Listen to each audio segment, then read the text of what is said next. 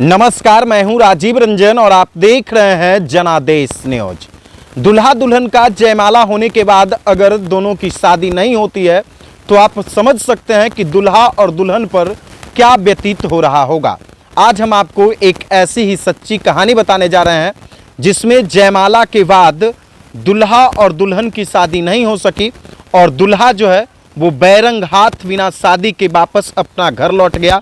और ये पूरी कहानी कहीं और की नहीं है बल्कि नालंदा की ये घटना है। नालंदा जिले के चंडी थाना क्षेत्र के पीनीपर गांव में एक बारात आई थी और ये बारात झारखंड के चरही से आई थी।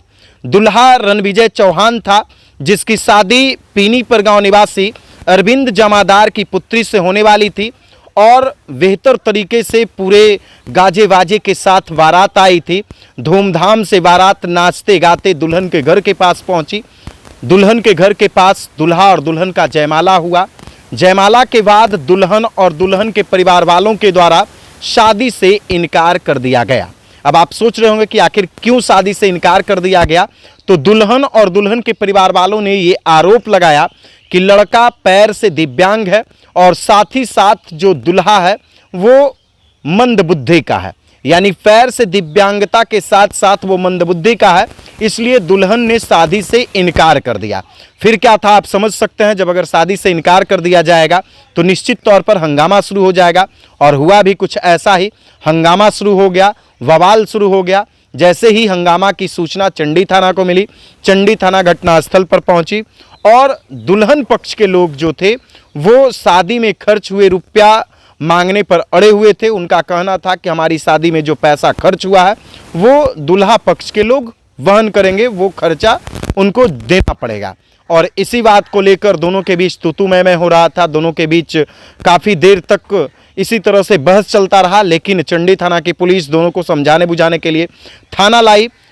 थाना की पुलिस ये सोची कि किसी तरह से दोनों का घर बस जाए, शादी भी हो जाए, लेकिन बात नहीं बन सकी और शादी नहीं हुआ। बैरंग हाथ दुल्हा जो है वो वापस झारखंड चला गया और झारखंड से बारात लेकर जो दुल्हा आया था वो बिना शादी के वापस ही अपना घर लौट गया। तो आप समझ सकते हैं कि इसमें गलती किसकी है। आप लोग कमेंट करके बताइएगा कि आखिर इसमें किसकी गलती है। दुल्हा की गलती है, दुल्हन की गलती है, या फिर दुल्हा दुल्हन के परिवार वालों की गलती है, उनके माता पिता की गलती है।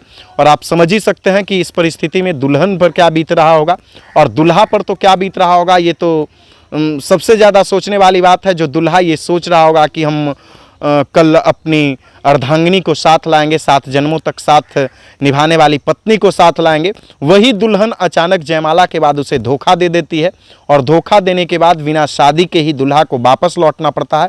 और ये घटना नालंदा जिले के चंडी थाना क्षेत्र के पीनीपर गांव में है। आपको बता देते हैं कि पीनीपर गांव के ही अरविंद जमादार थे। उनके बेटी की शादी होने वाली थी और शादी रणविजय चौहान जो दुल्हा था उससे होने वाला था। झारखंड के चरही से बारात आई थी, बड़े ही धूमधाम से बारात आई। एकदम बारात वाले सभी लोग नाचते गाते हुए दुल्हन के घर के पास पहुंचे और जयमाला भी हुआ। बेहतर तरीके से जयमाला हुआ, पूरी हंसी खुशी के साथ जयमाला हुआ। पूरा माहौल जो एकदम आनंदित माहौल था। लेकिन अचानक दुल्हन जो है वो शादी करने से इनकार कर देती है कि दुल्हा पैर से दिव्यांग है और साथ ही साथ मंदबुद्धि है। और उसके सहयोग में दुल्हन के पूरे परिवार वाले भी आ जाते हैं। फिर शादी नहीं हो पाती है और बैरंग हाथ दुल्हा को वापस लौटना पड़ता है बिना शादी के, बिना दुल्हन के।